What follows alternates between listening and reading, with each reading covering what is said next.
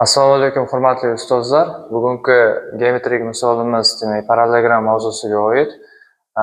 Bu berilgan parallelogramimizda demak AF kesma FD kesmaga teng, DY kesma esa YS kesmaga teng ekan va parallelogramimizni ichiga mavjud bo'lgan DFOY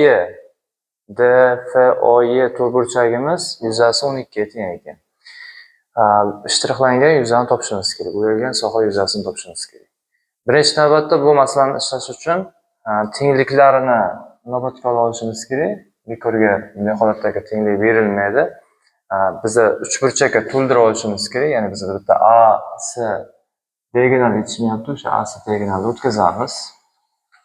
AC diagonalni o'tkazganimizdan keyin endi bizada ADS uchburchak uchun xuddiki mana bu AY mediani va SF mediani o'tkazilgan bo'lyapti. Endi yana bitta qo'shimcha mediani o'tkazamiz. Medianalar o'zaro bitta nuqta kesishini hisobga olib va natijada bizda 6 ta mediana xossasiga ko'ra 6 ta teng uchburchak mavjud bo'ladi. Yuzalari teng bo'lgan uchburchak mavjud bo'ladi. Va bizda berilgan edi mana shu to'rtburchagimiz yuzasi 12 cm kvadratga teng edi. Demak, har bittasini yuzasi 6 ga teng bo'ladi.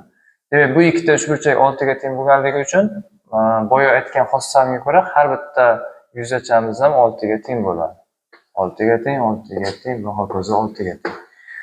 Xo'p, parallelogram xossasiga ko'ra diagonal parallelogram yuzasini teng 2 ga bo'ladi. Demak, hozirda 36 ga teng bo'ladigan bo'lsa, bu yerda ham demak 36 ga teng bo'lgan uchburchak yuzasi mavjud.